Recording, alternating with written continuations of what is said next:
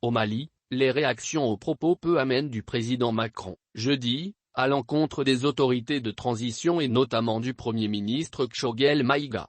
Les partis M5 RFP et le parti Yolma réagissent sur FIME du côté des autorités de Bamako, silence radio alors que sur le terrain, la coopération avec Paris se poursuit.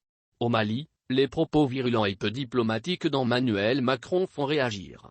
Après les accusations, samedi dernier à la tribune de l'Assemblée générale de l'ONU, du Premier ministre de transition Choguel Maïga d'un abandon en plein vol de son pays par la France, le président français a notamment parlé jeudi soir d'une honte, qui déshonore ce qui n'est même pas un gouvernement, dénonçant un gouvernement peu légitime issu de 2 coups d'État.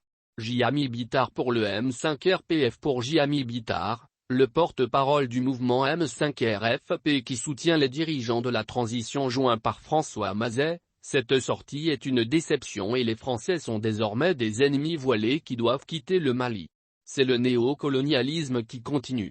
Les Maliens n'ont pas, aujourd'hui, de visibilité par rapport à cette présence militaire française en République du Mali. Il y a beaucoup de non-dits.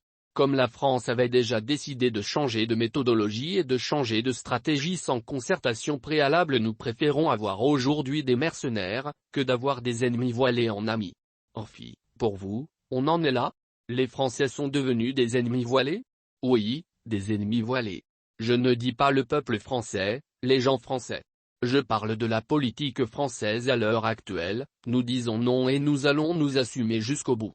C'est à nous, maintenant, de décider de qui peut rester, qui ne peut pas rester. Les Français doivent partir.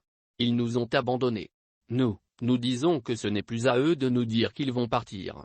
Le peuple va demander simplement à ce qu'ils partent. Amidou Doumbia pour Yolma. De son côté, le parti Yolma critique le ton paternaliste du président français et considère de manière générale que cette guerre diplomatique ne fait que renforcer les djihadistes. Gal Laleik s'adjoint Amidou Doumbia, secrétaire politique et porte-parole du parti Yolma. Le ton du président Macron est un peu paternaliste. Il aurait dû retenir les leçons de ce qui s'est passé à Pau.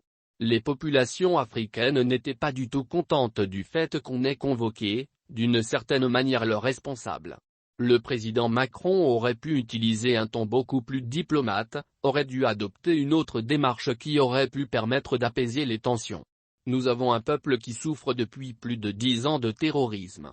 Que les populations entendent cette guerre diplomatique qui ne dit pas son nom, ça renforce encore les djihadistes. Les 2 États doivent se comprendre, discuter d'un partenariat gagnant-gagnant. Et il faut que les 2 États tirent les leçons nécessaires de ce qui s'est passé.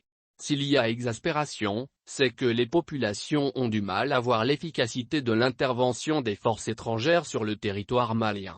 À Bamako, officiellement, un peu comme si pour le moment on refusait l'escalade, il n'y a pas de réaction après la sortie du président français, rapporte notre correspondant, Serge Daniel.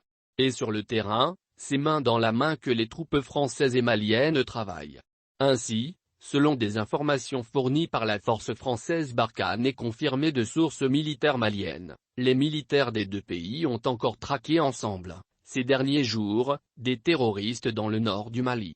C'est le cas dans la région de Gossi, où le groupement tactique des airs de Barkhane et une campagne des forces armées maliennes ont neutralisé des groupes terroristes.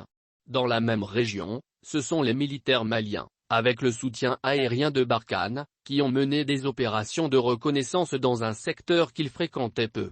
Mais le Mali prouve qu'il entend approfondir sa coopération militaire avec un autre pays, la Russie. Tôt, ce vendredi, le ministre malien de la Défense, le colonel Sadio Camara, s'est rendu à l'aéroport de Bamako pour réceptionner 4 hélicoptères vendus à son pays par la Russie.